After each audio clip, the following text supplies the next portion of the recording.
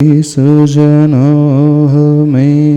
सुकृते तेनैव तेजः पते तेनैव तेजः पते। देवादिदेवतिशिखारि से चिंतामणि पार्श्वनाथ भगवान की, गुरुनाम गुरु आचार्य भगवान श्री ज्ञान सागर जी महाराज की, संत श्रोमणी आचार्य भगवान गुरुदेव श्री विद्यासागर जी महाराज की।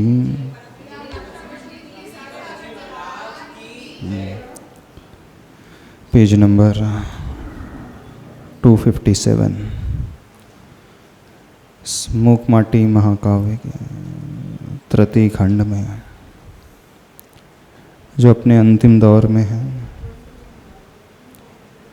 कंक्लूजन, उपसंहार जो निकल कर के आ रहा है।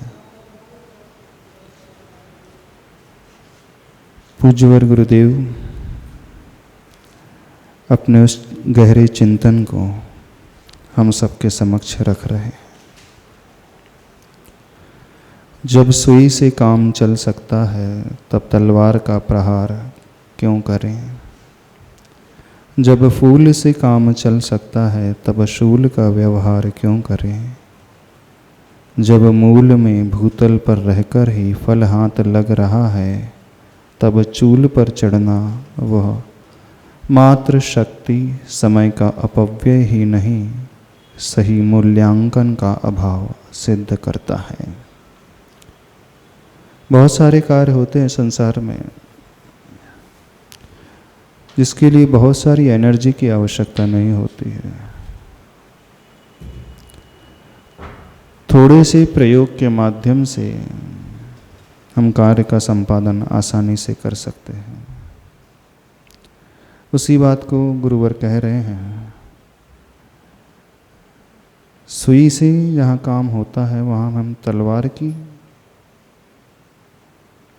उदाहरणा क्यों बना निकालने के लिए सुई की आवश्यकता होती है, न कि तलवार की।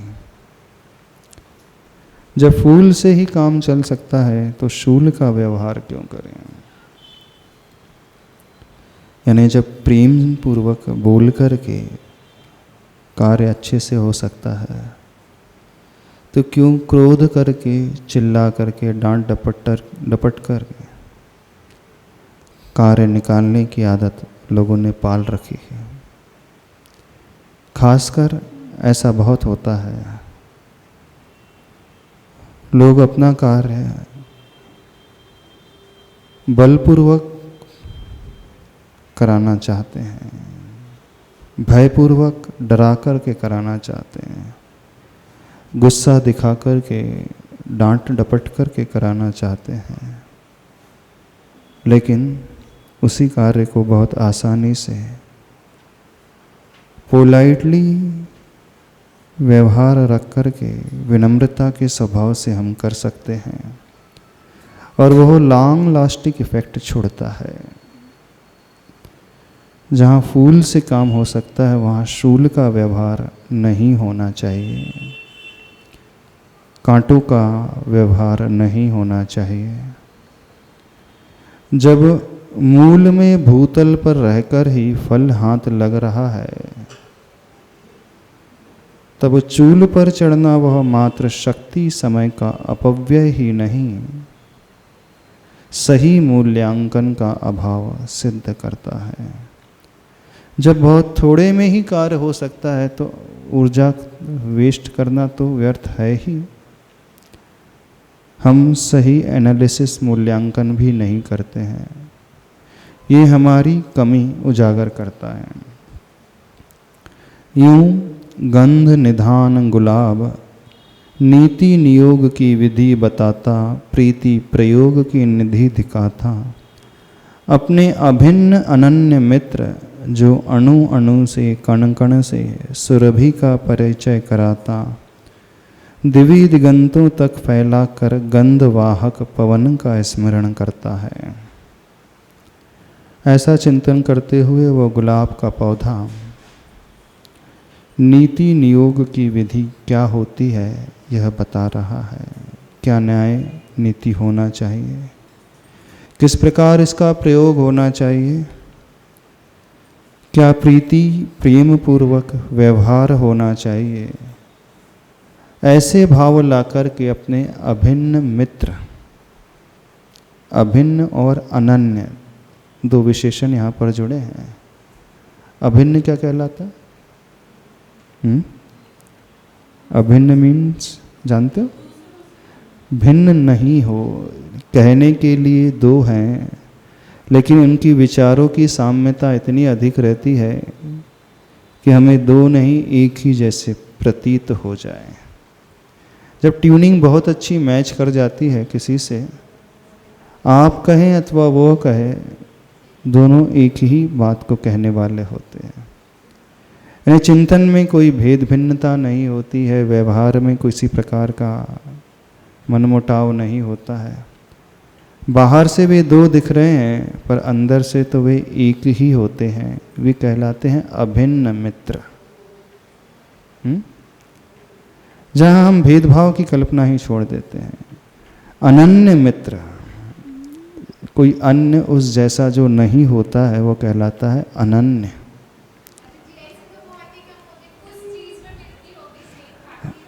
अच्छा, कुछ चीज़ में तो मिलती है, बाकी में नहीं मिलती।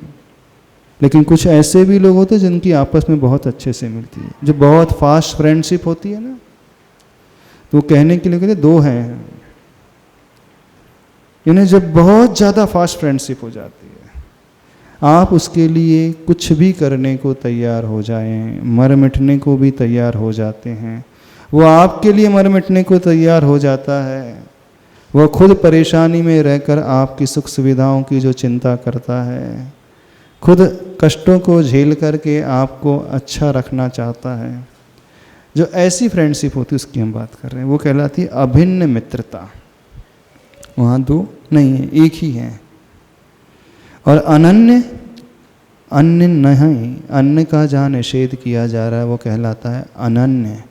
यानी उस जैसा कोई होता ही नहीं हमारे जीवन में। जो यूनिक होता है उसकी कल्पना ही नहीं कर सकते, उसकी तुलना ही हम किसी से नहीं कर सकते। ऐसा होता है मित्र। तो वह गुलाब का पौधा उस अपने अभिन्न अनन्य मित्र, मित्रता इस प्रकार की होना चाहिए। यदि आप किसी से मित्रता रख रहे हो अथवा किसी को मित्र बना रहे हो तो इतनी अभिन्नता और इतनी अनन्यता हो जाए। कभी कॉन्फ्लिक्ट्स हो ही ना, वो आपके विचारों को आसानी से समझ ले, आप उसके विचारों को आसानी से समझ ले। बिना बोले ही वो संवाद जो हो जाता है, बिना कहे ही आप उसके सारे भावों को समझ लेते हैं। कहने की आवश्यकता ही नहीं पड़ती है, क्योंकि आपकी सोच और उसकी सोच इतनी ज़्यादा मिलती है, तब जाकर के वो अभिन्नता आती है, अनन्यता आती है। ऐसा तो वो गुलाब का पौधा अपने अभिन्न और अनन्य मित्र को स्मरण में लाता है। कौन है? जो अणु अणु से, कण कण से सुरभि का परिचय कराता, दिव्य दिगंतों तक फैलाकर गंध वाहक पवन का स्मरण करता है। कौन है उसका मित्र? वह वायु, वह पवन, वह हवा। उसका कार्य क्या है? अणु अणु से, कण कण से सुगंधि का परिचय कराता। सुगंधि तो पुष्प के पास, गुलाब के पास रहती है, लेकिन उसको दिग दिगंत तक फैलाना, दिशाओं विदिशाओं तक फैलाना, प्रत्येक जीव तक पहुंचाना, वो एक बहुत बड़ा कार्य होता है। गुण हमारे पास हैं, लेकिन कोई जाने ही नहीं तो उस गुण की कोई कीमत नहीं होती। गुण की कीमत ही तब बढ़ती है जब वह दूसरों तक पहुंच सके। बहुत सारे ऐसे लोग होते हैं जिनके पास बहुत सारी खूबियां होती हैं, लेकिन वो अपनी बातें न तो स्वयं के थ्रू न किसी और के थ्रू रख पाते हैं। जब हमारे मन के भाव, हमारी बातें, खूबियां दूसरों तक पहुंचेगी नहीं, तो वो प्रसिद्धि नहीं फैलती है। यानी रिप्रेजेंटेशन का जो तरीका होता है वो भी बहुत ज़्यादा इम्पोर्टेंस रखता है। न केवल सुगंधी ही होना चाहिए, ज्ञान ही होना चाहिए, क्वालिटी होना चाहिए। आप जो रख रहे हैं अपने पास, आप उसे किस तरह रिप्रेजेंट कर पा रहे हैं।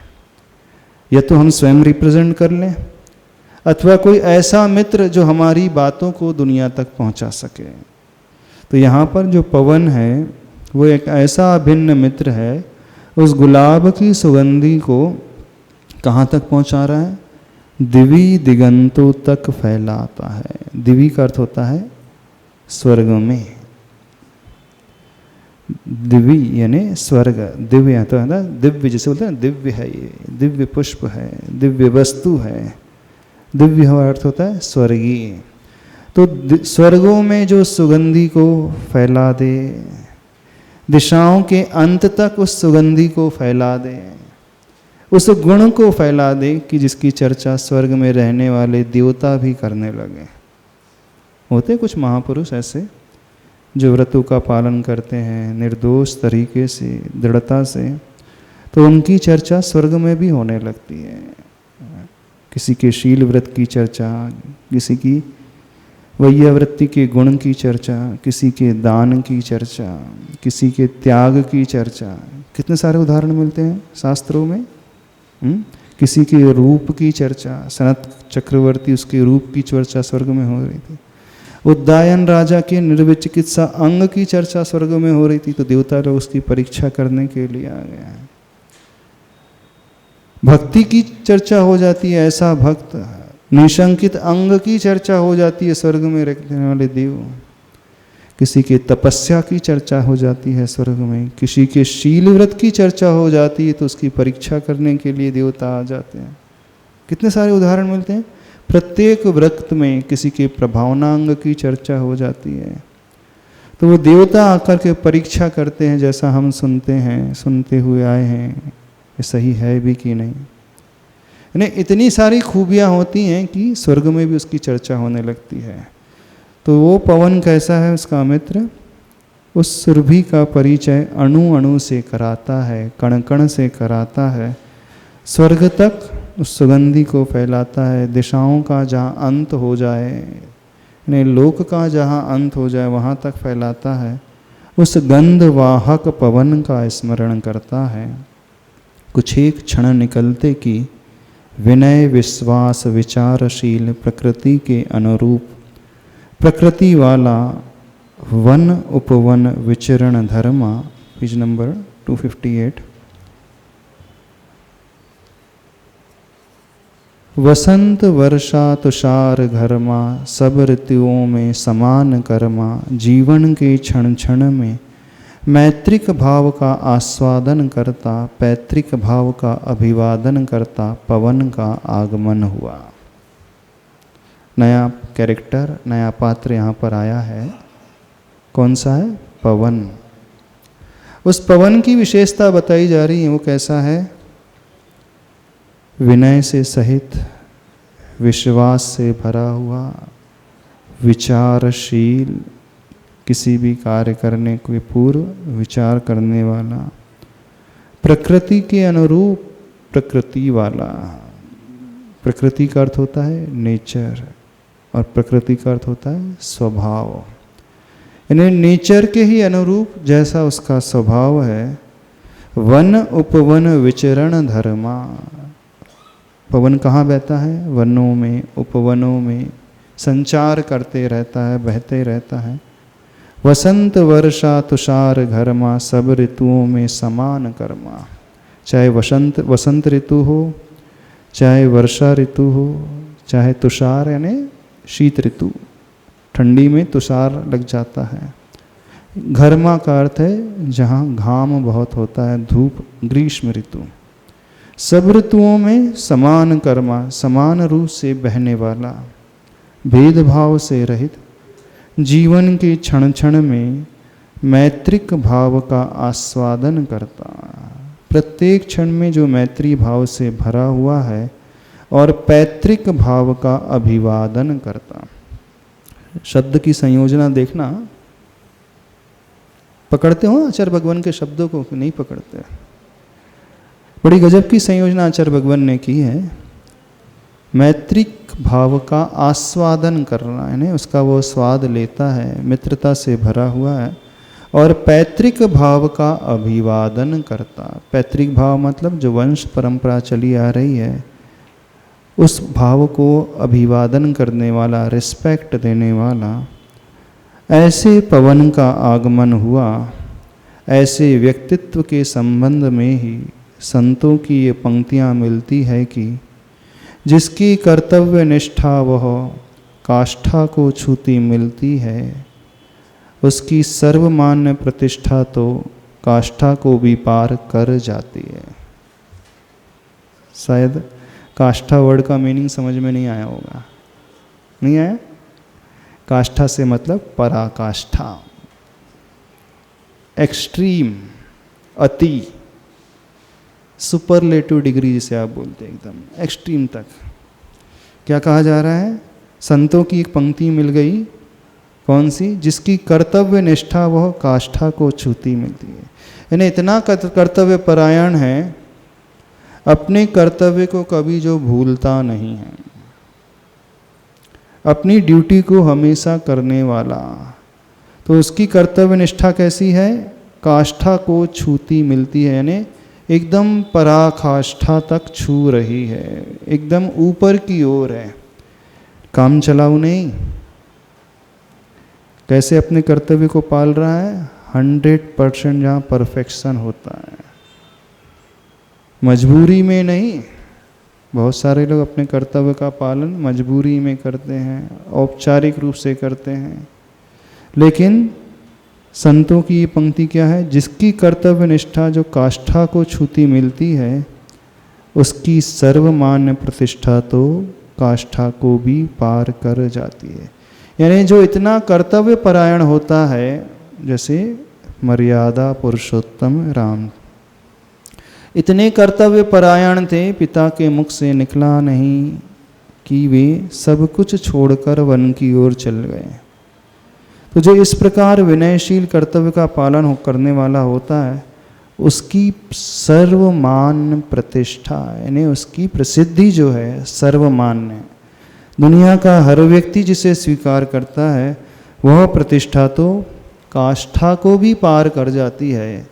यानी चरम परम पराकाष्ठा को भी पार करके बहुत ऊपर निकल जा रही है। वैसे 100% से ऊपर कुछ होता नहीं, फिर भी कहा जा रहा है कि उसकी काष्ठा को भी वो पार कर जा रही है, वो प्रतिष्ठा।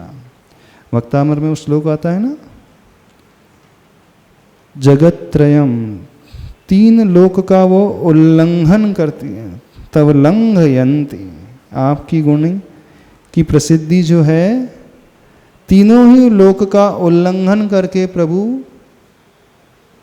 संपूर्ण मंडल शशांक कला कलाप शुभ्रा गुणास्त्रिभुवनम लंघयंती।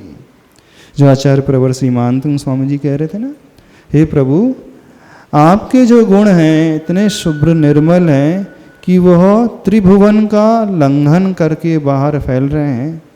ये भक्ति में कहा जाता है। तो उसी बात को आचार्य भगवान लिख रहे हैं।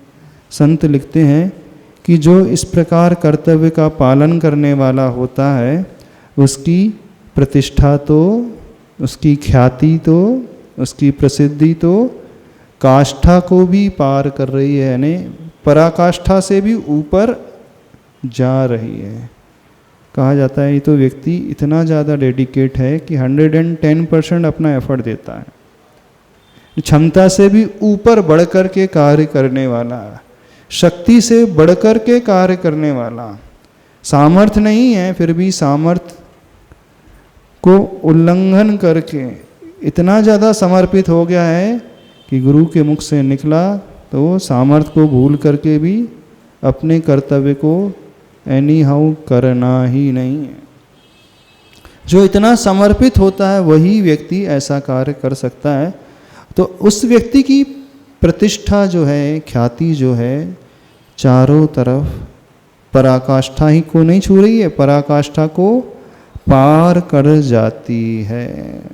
यदि आप भी चाहते हो कि आपकी प्रतिष्ठा भी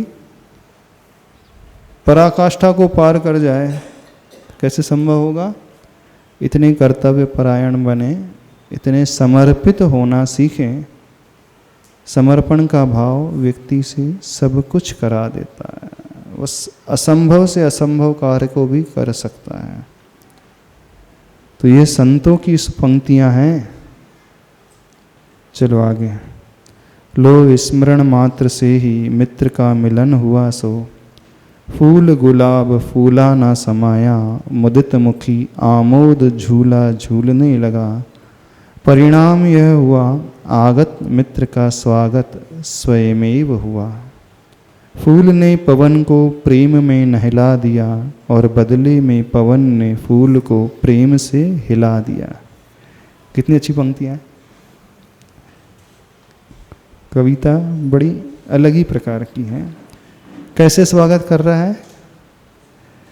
स्मरण मात्र से ही मित्र का मिलन हुआ। मित्र कौन है यहाँ पर? पवन मित्र है उस गुलाब का। सो फूल गुलाब का फूला ना समाया। जब प्रिय मित्र मिलता है तो व्यक्ति फूला नहीं समाता है।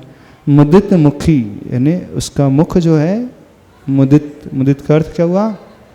प्रसन्नता से भरा हुआ। वाणीम गद गदयन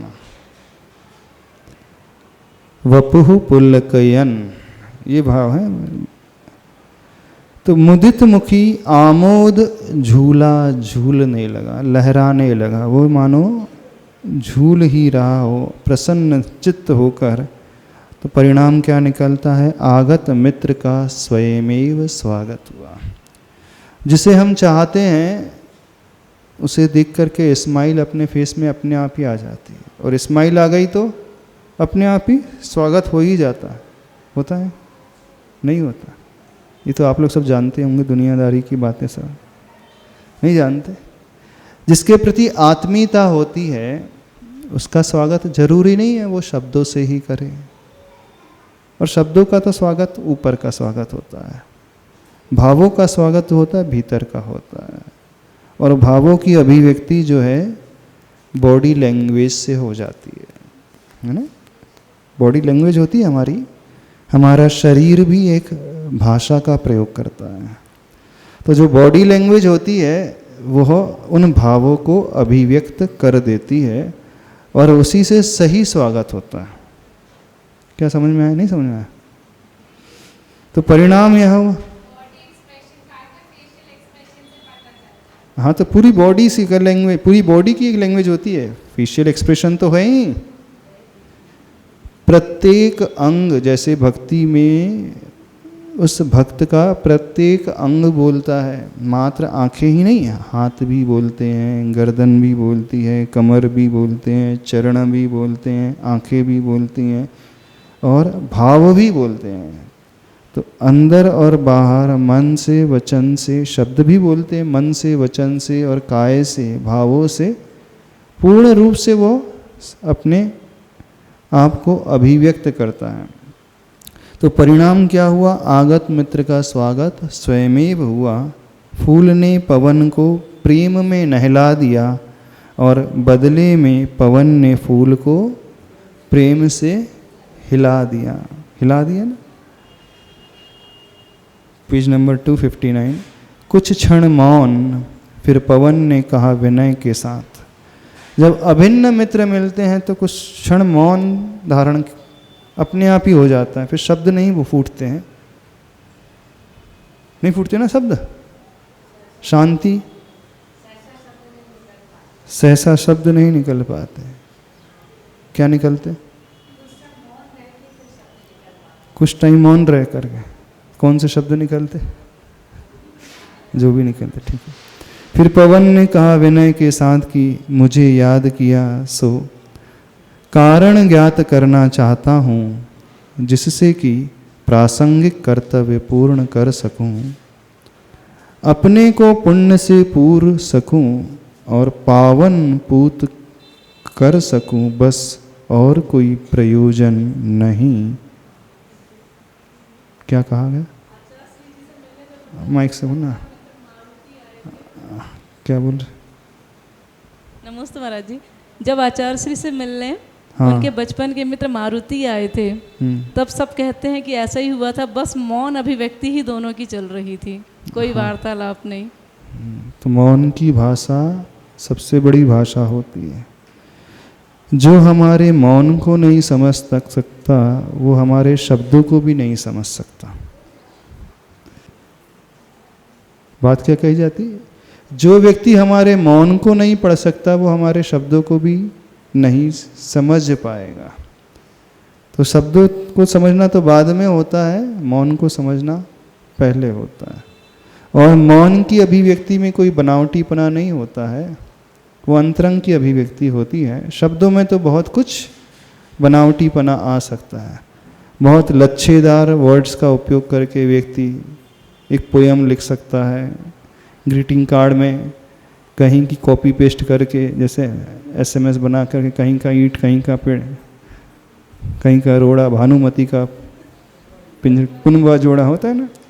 तो जितने भी सब ये लिखने वाले होते हैं जो आप ग्रीटिंग कार्ड में भेजते हो, ये तो सब कहीं का ईंट, कहीं का कहीं से, यहाँ से उठाया ना कहीं उठाया, जोड़ जाड़ा करके चिपका दिया।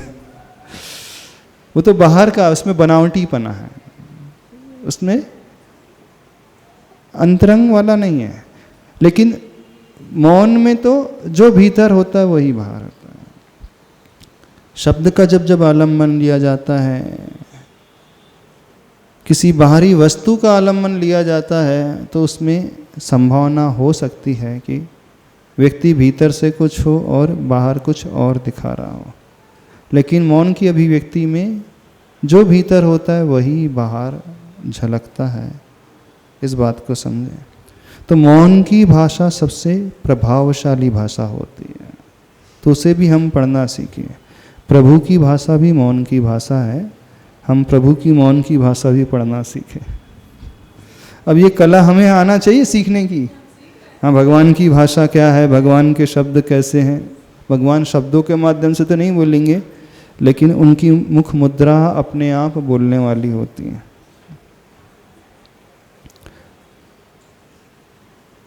कुछ क्षण मौन, फिर पवन ने कहा विषय के साथ कि मुझे याद किया, सो कारण ज्ञात करना चाहता हूँ, जिससे कि प्रासंगिक कर्तव्य पूर्ण कर सकूं, अपने को पुण्य से पूर सकूं। कुछ ऐसा कार्य करूं पुण्य में कमा सकूं और पावन पूत कर सकूं, पवित्र कार्य पूत की भांति, पुत्र की भांति कर सकूं, बस और कोई प्रयोजन नहीं। हाँ, पर के लिए भी कुछ करूं, सहयोगी उपयोगी बनूं, यह भावना एक बहाना है। हम पर की हेल्प कर रहे हैं, उसके सहयोगी बन रहे हैं, कुछ उसके काम में आ रहे हैं, हम उसके लिए निमित्त बन रहे हैं। ये भावना सिर्फ एक बहाना है। मूल रूप से तो स्वयं को ही पावन पुनीत बनाना होता है, स्वयं को ही पवित्र किया जाता है। तो पावन पूत कर सकूं, बस और कोई प्रयोजन नहीं है। हाँ, पर के लिए भी कुछ करूं, सहयोगी बनूं, उपयोगी बनूं, यह भावना तो एक बहाना होता है। दूसरों को माध्यम बनाकर मध्यम यानी समता की ओर बढ़ने बस सुगमतम पथ है। और औरों के प्रति अपने अंदर भरी ग्लानि घृणा के लिए विरेचन। समझ में आया कुछ क्या कहा गया? बहुत गहरी बात आचार्य भगवान कह रहे हैं। दूसरों को माध्यम बनाकर मध्यम यानी समता, मध्यम भाव, एकदम सेंटर में, ना इधर ना ही उधर, ना इधर झुकना ना उधर झुकना, ना कोई भेदभाव, सिर्फ मध्यम भाव, साम्य भाव। तो दूसरों को माध्यम बनाकर मध्यम यानी समता की ओर बढ़ने बस सुगमतम पथ है। दूसरों को माध्यम बना करके समता अपनी हम पा सकें। बस यही एक सुगमतम पथ होता है, रास्ता है। और औरों के प्रति अपने अंदर भरी ग्लानि घृणा के लिए विरेचन। जो दूसरों के प्रति ग्लानि का भाव, ईर्ष्या का भाव, घृणा का भाव, उसका हम विरेचन करें, त्यागें, छोड़ें। पवन के इस आशय पर उत्तर के रूप में फूल ने मुख से कुछ भी नहीं कहा, मात्र गंभीर मुद्रा से धरती की ओर देखता रहा। फिर दया द्रवीभूत होकर करुणा छलकती दृष्टि फेरी सुदूर बैठे शिल्पी की ओर। जब पवन ने अपने अभिप्राय को व्यक्त किया तो फूल ने उत्तर के रूप में कुछ भी नहीं कहा, गंभीर मुद्रा बनाकर धरती की ओर ही देखता रहा। और फिर क्या देखता है? दया के भाव से द्रवीभूत होकर करुणा छलकती दृष्टि में वह करुणा का भाव छलक रहा है। अपनी दृष्टि फेरता है और कहाँ देखता है? दूर सुदूर बैठे हुए उस शिल्पी की ओर निहारता है। Page number 260। तृतीय खंड में 7-8 पेज और बचे, फिर तृतीय खंड पूरा हो जाएगा मुख माटी का।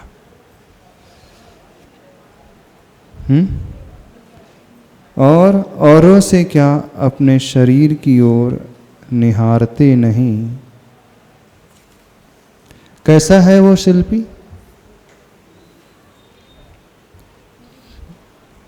क्या बोल रहे? पूरी? तो हमने तो यहाँ से शुरू ही नहीं की थी, शुरुआत से शुरू ही नहीं किया था। हमने तो 20 से शुरुआत किया था। हाँ, कहीं नहीं होती। नमस्ते महाराज जी। हाँ जी। इसमें ऊपर की लाइन में आया है कि मध्यम यानी समता की ओर बढ़ने बस सुगमतम पथ है। ये सुगम पथ कहाँ है समता?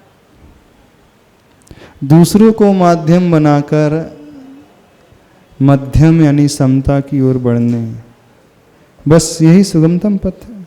सही पथ तो ये सुगम नहीं है, अच्छा आसान नहीं है, यही होना चाहिए। नहीं, जो सोच लेता है उसके लिए तो आसान है, जो ठान लेता है उसके लिए तो आसान होता है, जो ठान नहीं पाता उसके लिए कठिन हो जाता है। जो निमित्तों से प्रभावित हो जाता है उसके लिए बहुत कठिन होता है, जो निमित्तों से अप्रभावित रहता है उसके लिए तो आसान हो जाता है। समता उसी की हो पाती है जो उपादान दृष्टि रखता है और बाहरी लोगों को देखता है, उन निमित्तों को देखता है कि फलाने व्यक्ति ने मेरे साथ ऐसा कर दिया, उसने अच्छा व्यवहार नहीं किया, अच्छे से बोला नहीं, अच्छा मेरे बारे में दुनिया को कुछ कहा नहीं। क्यों हम उसकी ओर देखें? उपादान दृष्टि मतलब अपने कर्मों की ओर दृष्टि, पर की ओर नहीं, स्व की ओर। तो वो मध्यम भाव उसी की आहा हो पाता है, बाकी सबका नहीं हो पाता। जो बात बात पर बाहर की ओर झांकते रहता है, शिकायत से भरा हुआ होता है, वह कभी नहीं पा पाएगा। रास्ता तो यहीं से होकर के गुजरेगा।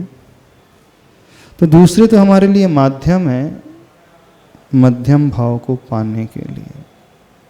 दृष्टि में तो ये भाव आए, आज सोचेंगे तो कल हो सकता है थोड़ा परिवर्तन आ जाए, सोचेंगे नहीं तो परिवर्तन कहाँ से आएगा। तो वो दया द्रवीभूत होकर करुणा छलकती दृष्टि फेरता है उस शिल्पी की ओर जो बहुत दूर बैठा है। कैसा है वो शिल्पी? जो औरों से क्या अपने शरीर की ओर भी नहीं निहारता, यानी उसे चिंता ही नहीं मेरे शरीर में क्या हो रहा है। वह इतना मग्न रहता है,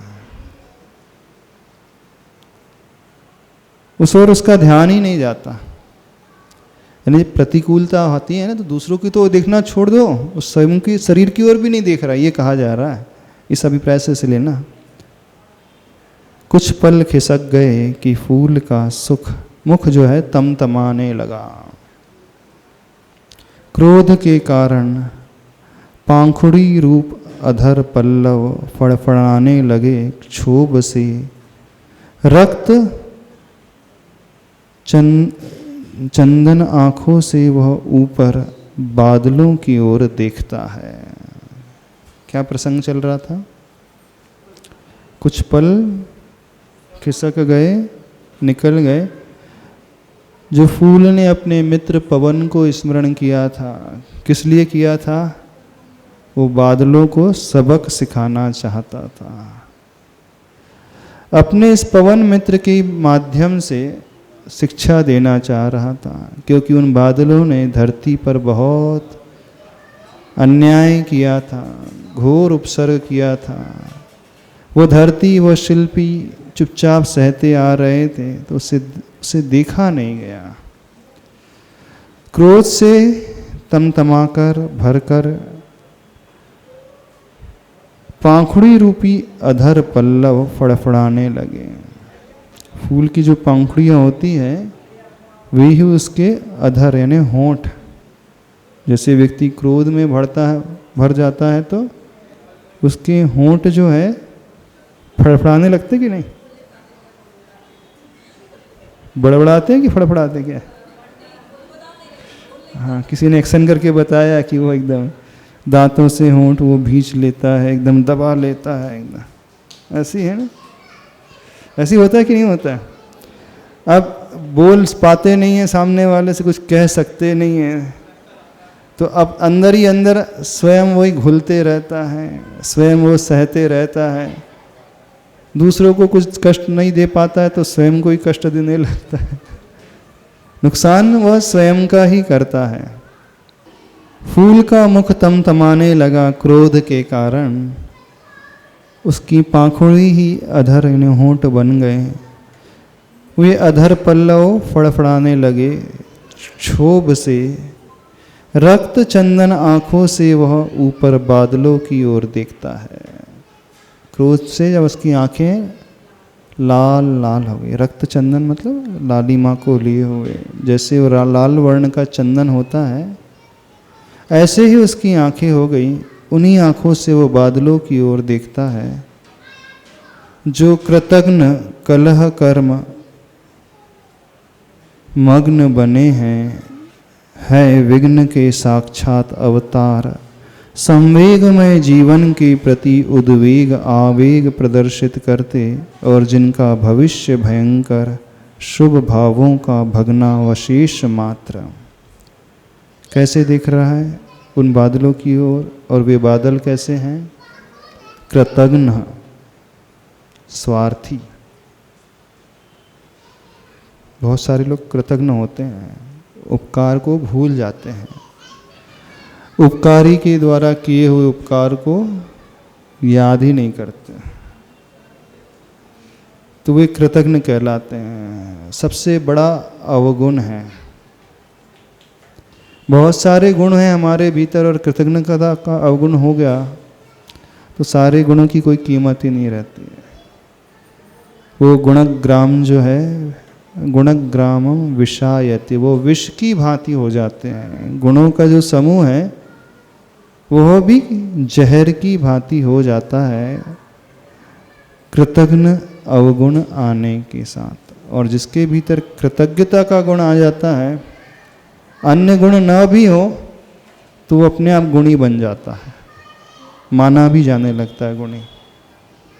तो ये बादल कैसे हैं? जो कृतघ्न कलह कर्म मग्न बने हैं। किसमें मग्न हैं? किसमें डूबे हुए हैं?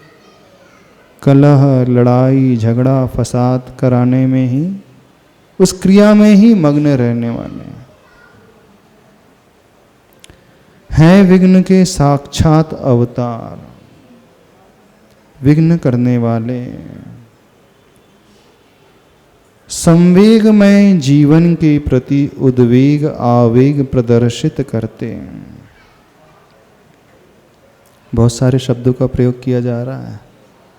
अब एक एक शब्द को हम खोलने बैठे तो बहुत लंबा समय लग जाएगा। क्या कहा गया? संवेगमय जीवन के प्रति। संवेगमय जीवन कैसा होता है? संवेग का अर्थ जानते हो क्या होता है? संसार दुखात नित्य भीरुता इति संवेग।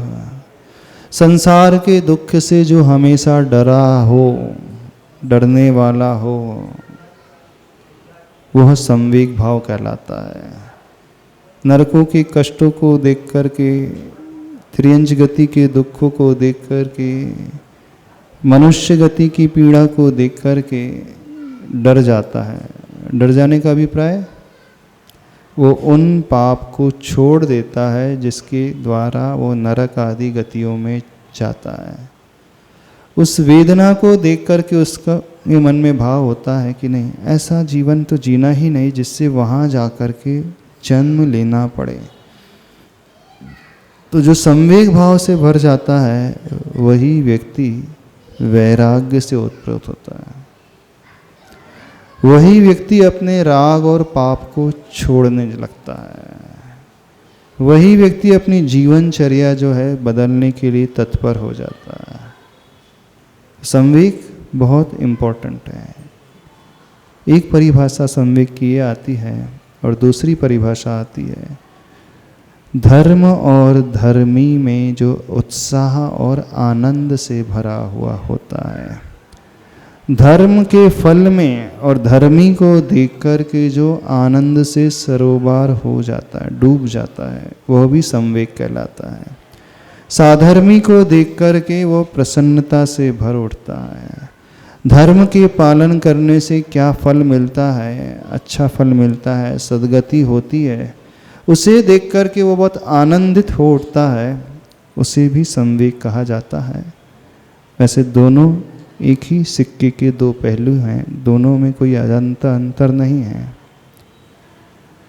जब कहा जाता है कि संसार के दुखों से डरना, वो निषेधपरक परिभाषा है। और जब ये कहा जा रहा है धर्म और धर्मी को देख करके, अथवा धर्म के फल और धर्मी को देख करके आनंद से भरना, ये विधिपरक परिभाषा है। तो जो संसार के दुखों से डरेगा तो वो ऑटोमेटिकली धर्म करने वाला हो ही जाएगा, और जो धर्म करने वाला हो जाएगा वो साधर्मी को देख करके प्रसन्नता से भर उठेगा, आनंदित हो जाएगा।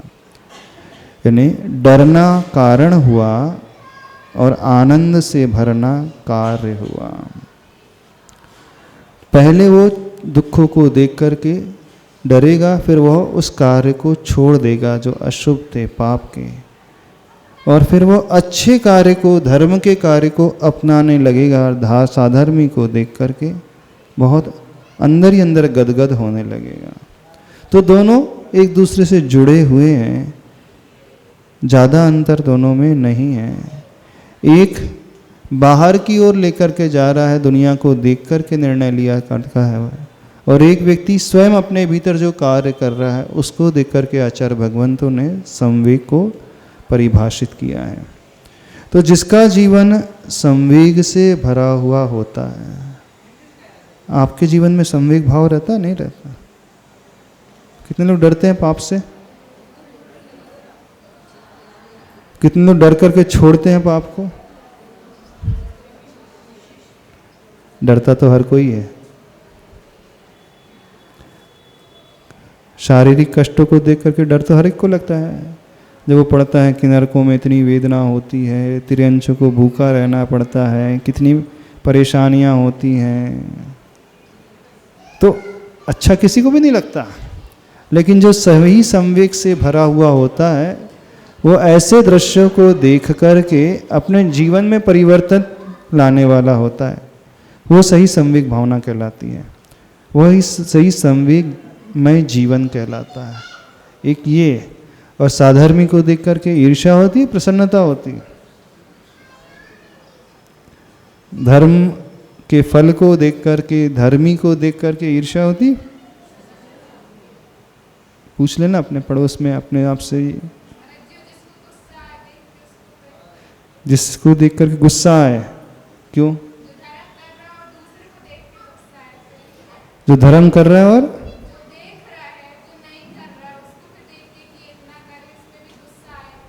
ईर्ष्या हो रही है, नहीं कर रहा है तो ईर्ष्या ही तो नहीं करना है हमें, ईर्ष्या ही तो बचना है।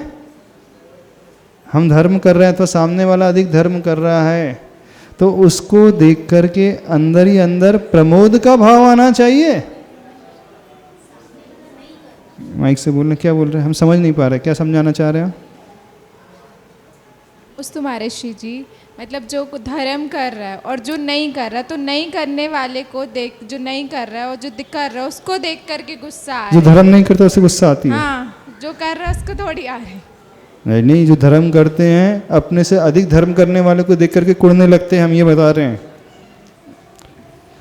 क्यों जलने लगते हैं? उसको ज़्यादा रिस्पेक्ट दिया जा रहा है, मान सम्मान ज़्यादा दिया जा रहा है, हमें ज़्यादा नहीं दिया जा रहा है, तो उसे जलने लगते हैं। यानी धार्मिक को देख करके वे जलने लगे तो धर्म से ही जलन हो गई, तो वो उसके लिए अहितकारी होता, तो वो संवेग नहीं कहलाता। तो यहाँ पर कहा जा रहा है संवेगमय जीवन के प्रति उद्वेग आवेग प्रदर्शित करते कौन?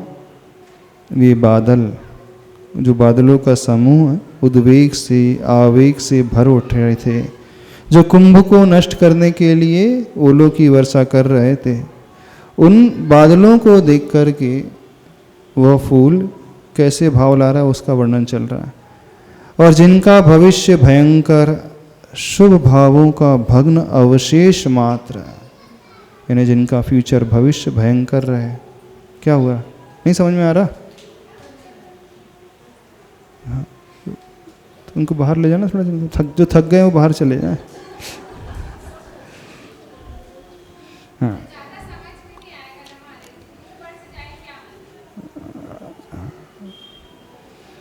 भिन्न भिन्न पात्रों को देखकर भिन्न भिन्न भाव भंगिमाओं के साथ यह जो फूल का वमन नमन परिणमन हुआ वर्तन परिवर्तन उतना ही पर्याप्त हुआ पवन के लिए। हाँ हाँ, अनुक्त भी ज्ञात होता है अवश्य उद्यमशील व्यक्ति के लिए, फिर तो संयमशील भक्ति के लिए किसी भी बात की अव्यक्तता आकुलित करेगी क्या? नहीं समझ में आया? खोल दे रहे हैं ऐसे। भिन्न भिन्न पात्रों को देखकर भिन्न भिन्न भाव भंगिमाओं के साथ यह जो फूल का परिणमन कैसा हुआ? वमन नमन परिणमन हुआ। जो उसके भीतर था उसने वो निकाल दिया, पवन आदि के प्रति नम्रीभूत हो गया। हुआ वर्तन परिवर्तन उतना ही पर्याप्त हुआ पवन के लिए। हाँ हाँ, अनुक्त भी ज्ञात होता है अवश्य उद्यमशील व्यक्ति के लिए। जो पुरुषार्थशील, उद्यमशील मीन्स जो पुरुषार्थ करने वाला व्यक्ति होता है वह अनुक्त को भी जान लेता है। अनुक्त का अर्थ होता है बिना कहा हुआ, बिना कहे हुए को भी समझ लेता है। फिर तो संयमशील भक्ति के लिए, भक्ति है कि व्यक्ति है? हाँ? नहीं, भक्ति नहीं होना चाहिए, व्यक्ति होना चाहिए, हम ये कह रहे हैं। शब्द मिसप्रिंट है पुस्तक में, ऐसा लग रहा है। लिखा तो भक्ति है पर भक्ति नहीं होना चाहिए, व्यक्ति होना चाहिए। इसमें भक्ति शब्द है। संयमशील भक्ति के लिए, सेकंड लास्ट लाइन जो है मिसप्रिंट है, ऐसा लग रहा है। संयमशील उद्यमशील व्यक्ति के लिए, फिर तो संयमशील भक्ति के लिए किसी भी बात की अव्यक्तता आकुलित करेगी क्या? नहीं, किसी भी बात की जो अव्यक्तता उसे आकुल व्याकुल नहीं करेगी। Page number 261। सब कुछ खुलेगी खिलेगी उसके सम्मुख अविलंब। यूं प्रासंगिक कार्य ज्ञात होते ही उसे सानंद संपादित करने पवन कटिबद्ध होता है तुरंत। कृतज्ञता ज्ञापन कराता धरा के प्रति प्रलय रूप धारण करता हुआ रोष के साथ कहता है कि अरे पथभ्रष्ट बादलों, बल का सदुपयोग किया करो, छल का ना उपभोग किया करो। छल बल से हल नहीं निकलने वाला कुछ भी करो या ना करो, मात्र दल का अवसान ही हल है, और वह भी निकट सन्निकट।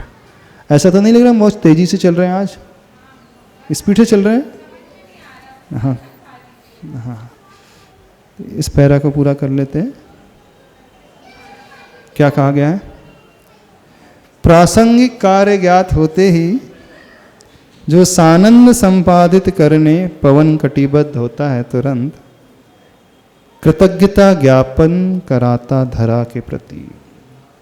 बादल तो कृतज्ञ थे, ये पवन जो है कृतज्ञ है उस पृथ्वी धरा के प्रति। प्रलय रूप धारण करता हुआ, यानी ऐसी तीव्र गति से बह रहा हो मानो प्रलय ही आ गया हो। रोष के साथ क्रोध से भरकर क्या कह रहा है? अरे पथ भ्रष्ट बादलों, बल का सदुपयोग किया करो। शक्ति मिली है, सही उपयोग किया करें। जो हमें मिला है उसका हम सदुपयोग करना सीखें। पर प्राय लोग शक्ति का दुरुपयोग करते हैं। आप लोग भी करते हो ना? तन मिला तुम तप करो, करो कर्म की हानि, रवि शशि से भी तेज है, ऐसी कुछ है ऐसी। तन मिला तुम तप करो, करो कर्म की हानि, ये है बल का सदुपयोग। शरीर मिला है, शक्ति मिली है, उस शक्ति का क्या करो? सदुपयोग। तो क्या होगा सदुपयोग? तप करो, करो कर्म की हानि। रवि शशि से भी अधिक है तुम में दिव्य प्रकाश, ऐसा उसका है, उस दोहे का दूसरा चरण है। जो व्यक्ति शरीर को मिलने पर, शरीर को प्राप्त करने पर धर्म में लगा देता है, तपस्या में लगा देता है, वह सदुपयोग करने वाला है। और जो इंद्रियों के विषयों में लगाता है वह दुरुपयोग करने वाला है। तो हमें बताना, आप लोग अपने बल का सदुपयोग करते हो कि दुरुपयोग? बल मनोबल, बल वचन बल और बल काय बल, 3 प्रकार के बल होते हैं। तो शब्दों का सदुपयोग, मन का सदुपयोग और काय का सदुपयोग। कितने लोग सदुपयोग करते हैं अपने बल का?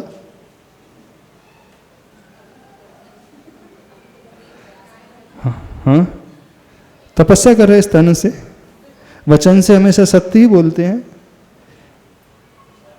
कठोर वचन नहीं बोलते, असभ्य वचन नहीं बोलते, कर्कश वचन नहीं बोलते, मर्म भेदी, कर्ण भेदी, हृदय भेदी वचन नहीं बोलते, व्यंगात्मक वचन नहीं बोलते। तो वचन का तो दुरुपयोग ही किया जा रहा है। गुणानुवाद वाले वचन बोलते हैं कि निंदात्मक वचन का प्रयोग, हतोत्साहित करने वाले वचन कि उत्साहित करने वाले वचन। महाराज जी, सबसे अधिक वचनों का भी दुरुपयोग व्यक्ति करता है। और मन का तो भगवान ही मालिक है। आपके मन की लीला अपरंपार है, आप भी नहीं जानते हैं। जहाँ तक बन सकता है महाराज जी वहाँ तक तो पापों से बचते ही बचते। हाँ, जहाँ तक बन सकता है पापों से बचते। तो प्रतिमाधारी बनी गए होंगे सारे श्रावक जो बोल रहे हैं। फिर भी हाँ, कोशिश तो रहती हाँ, है। कोशिश तो रहती है। चलो हाँ, आगे। बल का सदुपयोग किया करो, छल का ना उपभोग किया करो। छल का आलम्बन नहीं लिया करो। छल बल से हल नहीं निकलने वाला कुछ भी। ना ही छल से ना बल के दुरुपयोग से कोई सॉल्यूशन नहीं निकलेगा। कुछ भी करो या ना करो, मात्र दल का अवसान ही हल है। यानी उन बादलों के दल को अब समाप्त करना ही एक हल बचा है, और वह भी निकट सन्निकट। इस पेज को पूरा कर लेते हैं। मति की गति सी तीव्र गति से पवन पहुँचता है नभ मंडल में। पापोन्मुखों में प्रमुख बादलों को अपनी चपेट में लेता है, घेर लेता है और उनके मुख को फेर देता है जड़ तत्व के स्रोत सागर की ओर। फिर पूरी शक्ति लगाकर उन्हें ढकेल देता है। दोनों हाथ कुछ ऊपर उठा, एक पद धरती पर निश्चल जमाते, एक पद पीछे की ओर खींच, एड़ी के बल से गेंद को ठोकर देकर बालक ज्यों देखता रह जाता, पवन देखता रह गया। 262 पेज नंबर। क्या कहा गया? मति की गति से भी तीव्र गति, सबसे जो तीव्र गति होती है हमारी मन की गति। अब वो पवन कौन सी गति से गया? तो मति की गति से भी तीव्र गति से पवन पहुंचता है नभमंडल में। मन की कैसी गति होती है? मनसा मेरोर गच्छति। मन से एक ही क्षण में यह जीव मेरु की भी यात्रा कर लेता है और अगले ही क्षण में वह पाप की यात्रा भी कर लेता है। एक ही क्षण में वह मंदिर पहुंच जाता है, अगले ही क्षण में वह संसार में चला जाता है। टाइम लगता ही नहीं है। क्षण क्षण में वह मन जितनी लंबी यात्रा कर लेता, उतनी लंबी यात्रा कोई नहीं कर पाता। पर यहाँ पर कहा जा रहा है उस मति की गति से भी तीव्र गति से वो पवन पहुँचता है नभमंडल में। पाप उन्मुख में जो प्रमुख बादल थे उनको अपनी चपेट में लेता है, घेर लेता है और उनके मुख को फेर देता है, उनकी डायरेक्शन बदल देता है। कहाँ की ओर? जल तत्व की ओर अथवा जड़ तत्व की ओर। लिखा तो जड़ तत्व है, साहित्य में ल और ड अभेद रूप में प्रयोग होता है। तो सागर की ओर, उस जल तत्व की ओर अथवा उस जड़ तत्व की ओर, जो सागर जड़ बुद्धि वाला था उसकी ओर उसकी दिशा को बदल देता है। फिर पूरी शक्ति लगाकर उन्हें ढकेल देता है। कैसा ढकेलता है? दोनों हाथ कुछ ऊपर उठा, जैसे वो बालक एक पद धरती पर निश्चल जमाता है और एक पद पीछे की ओर खींच करके एड़ी के बल से फुटबॉल को ठोकर मारता है ना। फुटबॉल को कैसे मारता है? ठोकर, तेजी से। बस उसी भांति गेंद को ठोकर देकर बालक ज्यों देखता रह जाता है। पवन बहुत तीव्र गति से उन बादलों के समूह को ढकेल देता है। अब क्या पूछो? बादल दल के साथ असंख्य ओले सिर के बल जाकर सागर में गिरते हैं एक साथ। पाप कर्म के वशीभूत होकर भयंकर दुख आपन नरकों में गोलाटे लेते शठ नायक नारक गिरते ज्यों।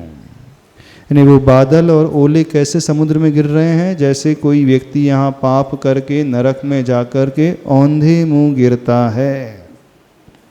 नरक में कैसा जन्म होता है? उल्टा, सिर नीचे पैर ऊपर। तो बादल दल ने जब इस प्रकार ढकेला, पवन ने बादलों को ढकेला, तो बादलों के साथ वे असंख्यात ओले सिर के बल जाकर सागर में एक साथ गिर जाते हैं। क्यों गिर जाते हैं? पाप कर्म उन्होंने किया था उसके वशीभूत होकर, भयंकर दुखों को प्राप्त कर। जैसे वे नरकों में नारकी जीव उल्टे गोलाटे लेते हुए गिरते हैं। कौन? शठ नायक नारक गिरते। शठ यानी मूर्ख, उनके शिरोमणि, नायक उनके लीडर जैसे नरकों में जाकर गिरते हैं, ऐसे ही वे बादल असंख्य ओलों के साथ सागर में गिर पड़ते हैं। इतना ही रखते हैं, ज़्यादा हो रहा है, अब बंद कर देते हैं। ठीक है, छोड़ देते इतने, इतना ही रख देते। बोले देवादिदेव श्री आदिनाथ भगवान की। जा वाणी के ज्ञान से सूझे लोकालोक, सो वाणी मस्तक धरूं सदा देत। हे जिनवाणी भारती तो हे जपो दिन, जो तेरी शरण है सो पावे।